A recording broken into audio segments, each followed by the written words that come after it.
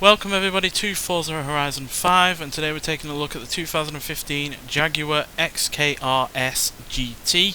Now this is arguably the pinnacle of the XK line that was produced between 2006 and 2014, though there were some dealer stocks that lasted right up until 2016, and this version itself was introduced in 2013 with only 45 of them being made.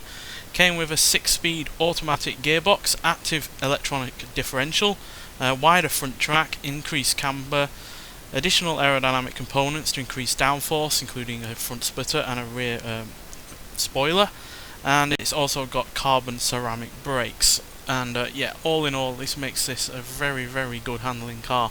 Easily one of the best handling, more normal kind of road cars out there, because even though it looks like a racing car on the outside, it's still got all of the usual leather and Jaguar plushness that you'd expect from a company that's been going on for 60-70 years now. So yeah, all very nice inside, aluminium, leather, and yeah, really nice dials that are clear to see for the steering wheel, and yeah, none of the interior luxury has been sacrificed for in the pursuit of speed and handling. What has been sacrificed though is the looks. No, it's not ugly, but it's definitely lost some of its gorgeous looks that it had originally, but even the racing paraphernalia hasn't been able to completely spoil it. And I do like the new snazzy wheels, and yeah, it's also still got a decent sized boot as well, as you can see. A hatchback, easily get all of your luggage in there and then some.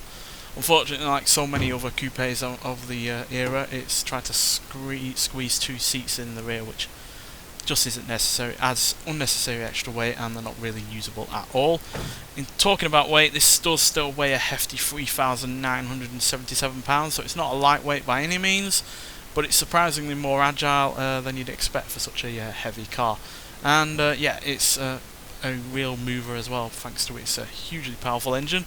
It's got a 5-litre supercharged V8 engine producing 542 horsepower and 501 pounds-feet of torque. Now that's very nearly as much as the F-Type.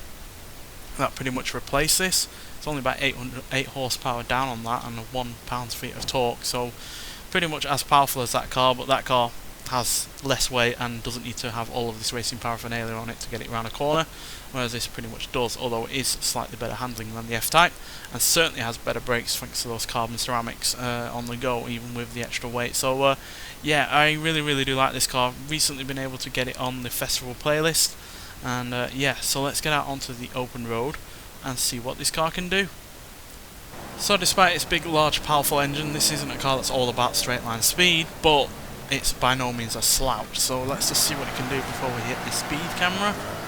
And yeah, as you can see, still nearly hitting 7,000 RPM despite being a big V8 with a supercharger, which I hope you can hear. So yeah, still doing 141 as you cross the speed camera there, and yeah, it'll get onto a lot more than that, as you'll see when we get onto the well, as you'll hear about when I get onto the track. So yeah, but this at the end of the day is a kind of a mix between a track car and a Grand Tourer, because it'll still do plenty of miles in comfort, because you've still got your plush seats, all of the luxuries that you expect on a expensive Jaguar, but it's still able to tear up a track as well. So I guess that kind of makes it kind of a Dr. Jekyll and Hyde kind of car, but it's by no means a vehicle that is, got a split personality to the detriment of the car overall or the driver. So yeah, high-end A-class, and yeah, they're the numbers. So it's not quite 50-50 weight distribution, but close enough. And yeah, 7.2 speed and 6.4 braking are very impressive. The handling is very nearly as good. The launch could be better, and the acceleration is a little bit, underwhelming in terms of that number, but it is a little bit better than the number would suggest. So let's get it onto the track and yeah, see what it can do. So yeah, we definitely do need more new Jaguars though in a Forza game. I know we recently had the I-Pace in the previous Forza Horizon game, but I still would like more from Jaguar, especially ones that we've never had in the game before, because yeah, they have a very good history of cars, frankly. So yeah, I'll let you listen to the car for a bit first, and then we'll talk about it some more.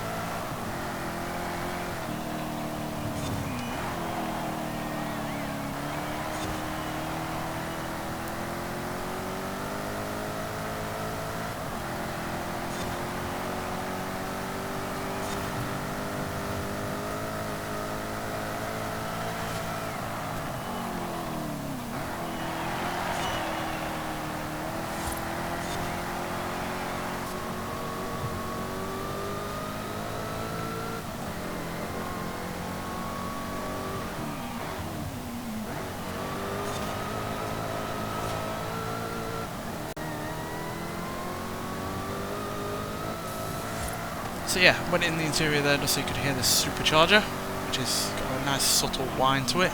But the V8 overall is extremely nice sounding, and which is obviously helped by those quad exhausts there. And the fact it is supercharged. If it was turbocharged or anything like that, it wouldn't sound anywhere near as good. So yeah, and because of all the racing paraphernalia, the camber, and all the other handling upgrades, this car sticks like glue to the road, and yeah, means that you can make the most of all of that power and torque while also enjoying the engine noise. So yeah, and it's still pretty rapid in terms of acceleration. 0 to 60 in 4.114 seconds, 0 to 100 in 8.616 seconds, and it will go into a top speed, despite all of the aerodynamic paraphernalia, of 196 miles an hour, which is extremely high.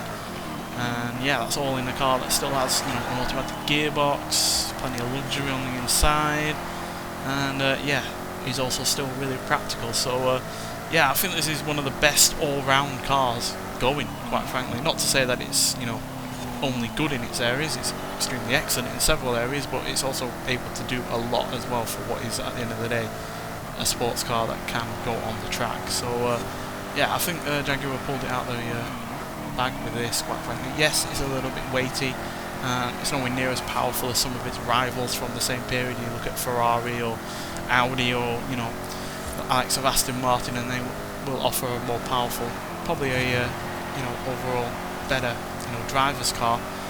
But for my money, this is just, you know, a good all-rounder, and one that, yeah, really is fun to drive as well, because you can really just really go really fast with it, and it will just handle more and more because of the aerodynamic additions that it's got going on. So yeah, it's not the best car in terms of slower speeds. It does have some understeer, but as soon as you're getting up to 80, 90, 100 mile an hour plus, you've got all of the downforce that you could need, and yeah, it's really a confident-inducing car, quite frankly. So yeah, thanks for watching, and I'll see you in the next one. Bye.